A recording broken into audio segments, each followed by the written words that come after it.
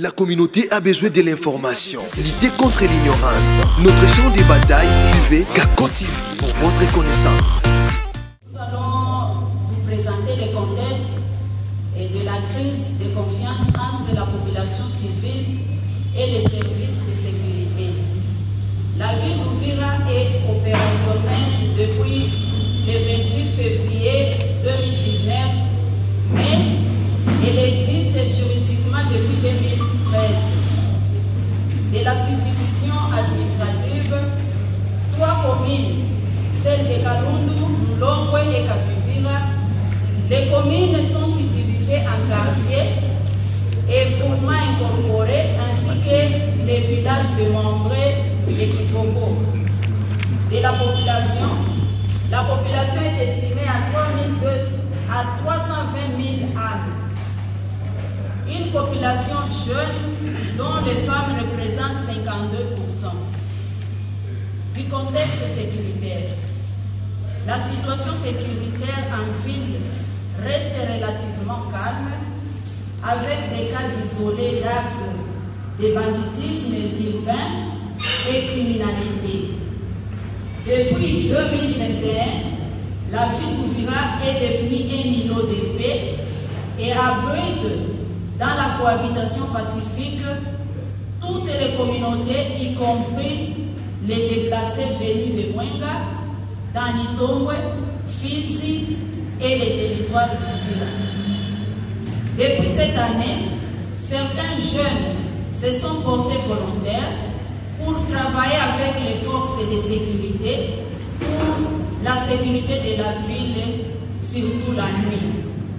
Des grands efforts ont été réalisés et je vous invite tous à reconnaître vraiment ces efforts à travers nos jeunes vigiles pour le travail abattu. Et des successions des incidents. 1. L'assassinat dans les cachots de la police de Mulongwe du jeune défenseur judiciaire Rodrigue par le major Katembo. Cet acte a été un grand choc à la population jusqu'à ce que certains jeunes inciviques ont détruit les bureaux de la PNC et prendre d'assaut les armes de la police. Et la sagesse des membres du conseil local de sécurité a sauvé la vie des gens ces jours-là.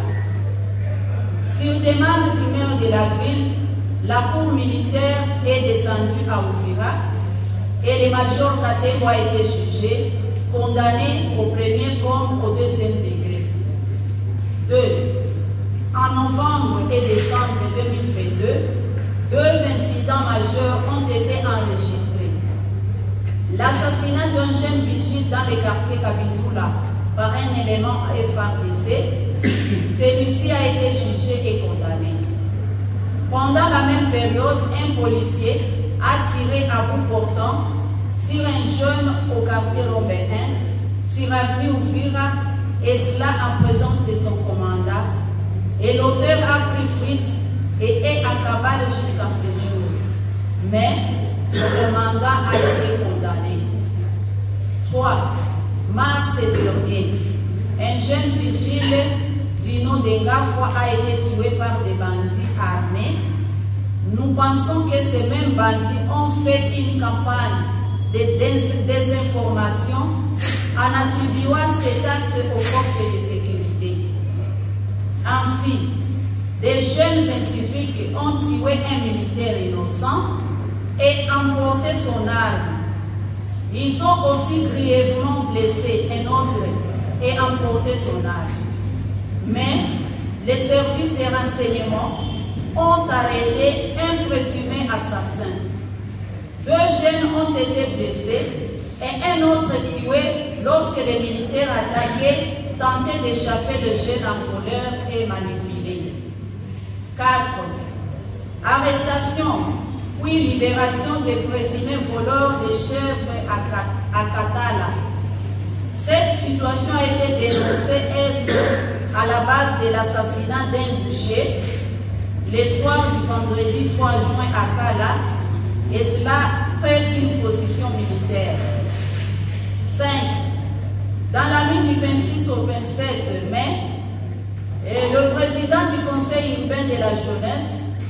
avec un autre vigile, ont été torturés et arrêtés par un groupe de militaires au niveau de la prison urbaine d'Uvira. 2 militaires sont aux arrêts. 6. Dans la nuit du mardi 6 juin 2023, un militaire des FARDC a été assassiné par des inconnus et son corps a été retrouvé dans les marchés Kalmabenge.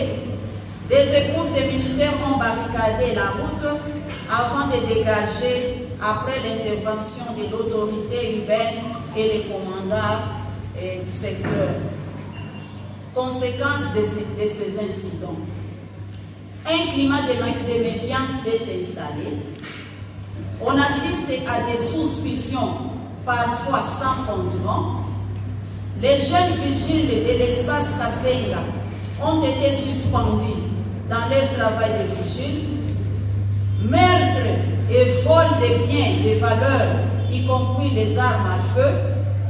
L'incertitude du lendemain. Menace de mort contre le maire de la ville et le président élu de la jeunesse.